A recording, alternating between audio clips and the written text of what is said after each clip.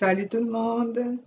Alors ça y est, ma petite fille rentre gentiment dans les terres et Bauchou. Et effectivement, c'est terrible.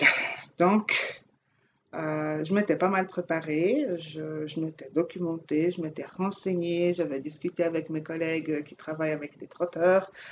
Donc, du coup, dans ma tête, c'était bon, j'étais prête et tout. Mais une fois qu'on est dedans,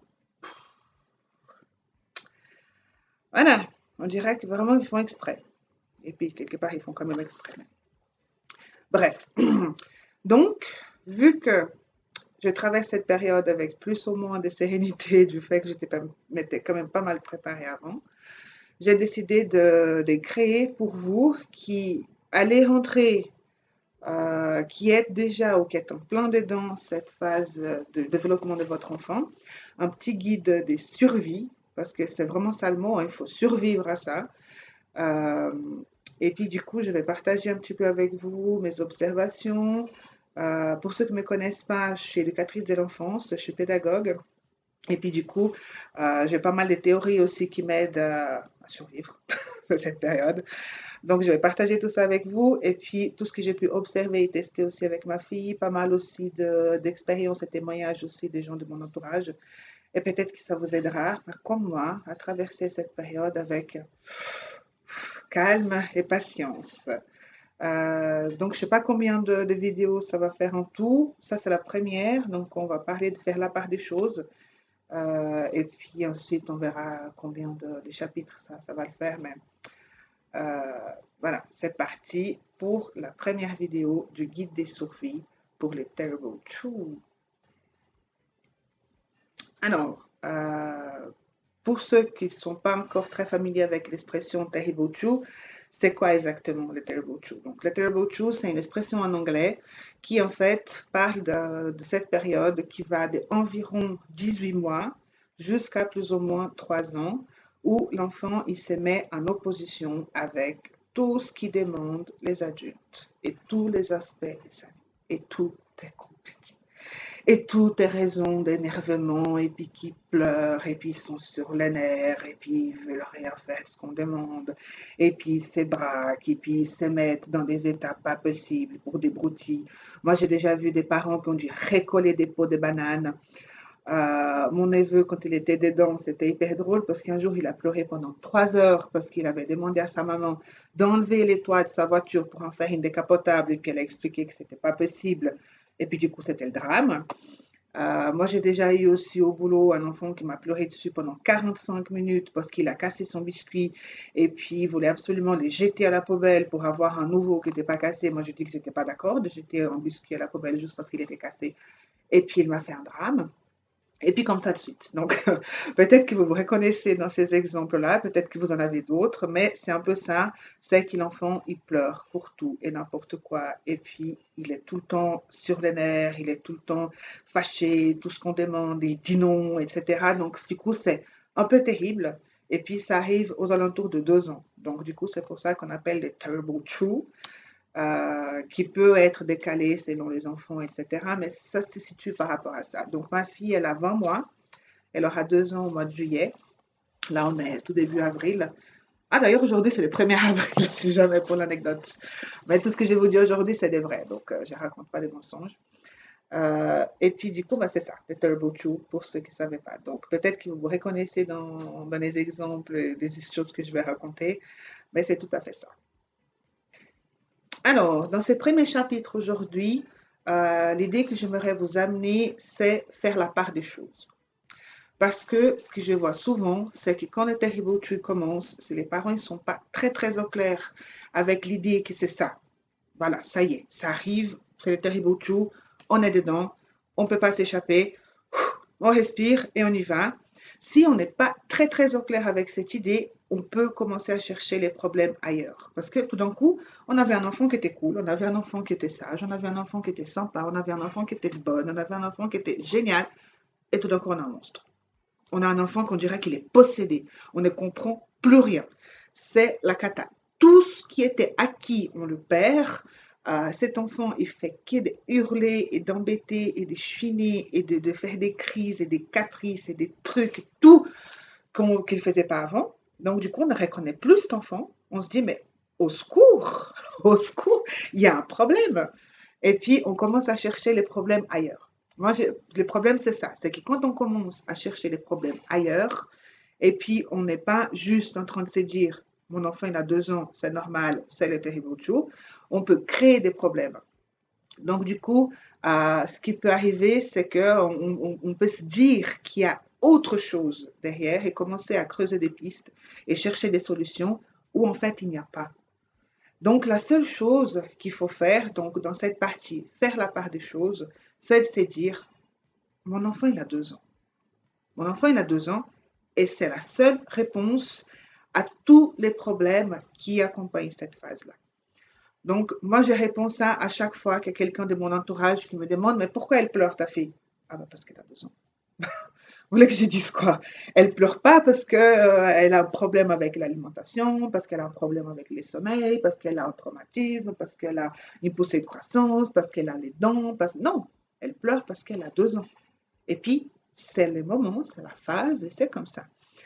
Moi, j'ai dit ça, moi, je vais partager avec vous un témoignage d'une copine. Je pense qu'elle va regarder les vidéos, donc elle va se reconnaître. C'est une amie qui est venue vers moi en disant, est-ce que tu aurais des idées pour que je puisse un petit peu varier les goûters de ma fille, faire quelque chose un peu plus attrayant? J'ai l'impression qu'elle mange pas beaucoup, elle boude un peu la nourriture, je comprends pas. Ça m'embête, j'ai l'impression qu'elle mange rien, etc., etc. J'aimerais bien faire des trucs un peu plus intéressants pour voir si ça l'intéresse pour qu'elle mange, etc. Je lui ai dit, oh, putain, ta fille, elle a 2 ans. Elle a compris que la nourriture, c'est quelque chose qui te touche, quelque chose à laquelle tu tiens, et puis que ça te touche quand elle ne mange pas. Donc, elle ne va pas manger, parce qu'elle a 2 ans. Et c'est la seule réponse à tous ces questionnements. Donc, du coup, tu ne commences pas à chercher des pistes par rapport à l'alimentation. Non, non, non, elle a 2 ans. Tout ce qu'elle veut, c'est, je m'excuse, t'emmerder. Voilà, c'est ça. Elle veut la guerre avec ses parents, elle veut être en opposition. Et quand un enfant, il trouve un truc qui marche, et un truc où il sait que ça fait mal, et un truc où les parents, ils réagissent, ah ben, il s'acharne. Il a 2 ans. Vous voulez quoi? Donc, je lui ai dit, mais lâche, laisse tomber, laisse-la avoir faim. Parce que quand elle aura faim, elle va manger. Si tu vois qu'elle mange aux 4 heures, tu attends 4h30 pour lui donner à manger. Si normalement elle mange ça, tu lui sers ça et tu attends qu'elle te redemande. Parce que tant que tu donnes à l'enfant la possibilité de te dire non, il va profiter. Il va dire. Parce qu'il a 2 ans. Donc, c'est l'enfant qui doit te demander à manger. Et puis, quand elle a mangé, tu ne lui dis pas bravo, parce que c'est normal, elle a mangé parce qu'il avait faim. Tu dis oui, tu peux remercier maman d'avoir préparé un bon goûter, tu peux remercier papa d'avoir cuisiné, et puis tu apprends un petit peu des valeurs. Mais il ne faut pas chercher des problèmes là où il n'y en a pas. Cet enfant, il a 2 ans, c'est tout. Et puis, la même chose pour toutes les autres problématiques qui peuvent arriver, des crises, des caprices, etc. L'enfant, il cherche en fait comment il va être en conflit avec les parents. Et puis, ils sont très malins. Il y a une phrase que j'adore qui dit, les adultes sont les terrains de jeu préférés des enfants. Et c'est ça. Quand ils ont trouvé un truc qui marche, un truc où ils savent que ça fait mal, où ça fait réagir l'adulte, ah, ils vont y aller. Ah, ils vont y aller, et ils vont y aller, et ils vont rien lâcher. Donc, il faut vous accrocher. Donc, la réponse à toutes ces problématiques-là, elle est très simple. Cet enfant, il a 2 ans. Il ne faut pas chercher plus loin. Il ne faut pas aller chercher les fleurs de bar. Il ne faut pas aller chercher du rescue. Aller chez la kiné, aller chez la pédopsie, aller chez la psychomotricienne, chercher des activités, chercher des livres pour travailler les émotions. Est-ce que mon enfant il a un problème de gestion des émotions? Oui, et puis il aura un problème de gestion des émotions jusqu'à 5 ans si on arrive à faire un accompagnement correct, jusqu'à toute sa vie si on ne le fait pas, parce qu'on a tous un peu des problèmes de gestion des émotions. Mais c'est pas ça, bien sûr qu'il a des problèmes de gestion des émotions, c'est un enfant de 2 ans. Mais l'aider à gérer ses émotions ne va pas forcément faire que cette période, elle passe plus vite ou que ça se termine. Parce que c'est ça, il a 2 ans. Alors, une autre chose que je voulais aussi vous dire par rapport au Terrible Joe, en fait, j'ai 2 nouvelles. Malheureusement, j'ai une mauvaise. Je vais commencer par ça. Et puis, à la fin de la vidéo, je vais vous donner la bonne nouvelle. Donc, la mauvaise nouvelle, c'est en fait qu'on n'y échappe pas. Tous les enfants, ils vont passer par là. Donc, c'est pas parce qu'aujourd'hui, vous avez à la maison un petit bout de chou de 13, 14, 15 mois qui est tout gentil, qui fait que des sourires, qui est un enfant parfait, que vous n'allez pas y passer. Donc, préparez-vous quand même si vous avez l'enfant les plus gentils, les plus choux, les plus parfaits au monde, préparez-vous parce que ça va vous arriver. Parce que ça, c'est la mauvaise nouvelle pour tout le monde, on n'y échappe pas. Ça fait partie du développement de l'enfant qu'il aille cette période d'opposition où en fait il va construire énormément de choses. Et c'est très intéressant en fait ce qu'il construit. Parce que quand on fait la part des choses et on s'est dit, mon enfant il a 2 ans, il est en train de vivre quelque chose, il est en train d'apprendre des choses. Et puis qu'on se pose et qu'on regarde en fait toutes les connexions qu'il est en train de faire dans son cerveau, tout ce qu'il est en train d'expérimenter, tout ce qu'il est en train d'apprendre, tout ce qu'il est en train d'intégrer, finalement c'est intéressant. Parce qu'on peut le voir vraiment réfléchir. Quand il pleure, il voit comment les adultes réagissent. Quand il chouine, quand il fait l'opposition passive, quand on lui dit quelque chose et puis qu'il nous nargue, qui nous fait un petit sourire et puis qui fait semblant de rien, il est en train de réfléchir, il est en train d'observer qu'est-ce qui marche avec cet adulte-là, qu'est-ce qui marche avec l'autre, comment est-ce qu'il peut obtenir en fait ce qu'il veut, comment est-ce qu'il peut grandir, comment est-ce qu'il peut prendre de l'autonomie, de quelle liberté on le donne.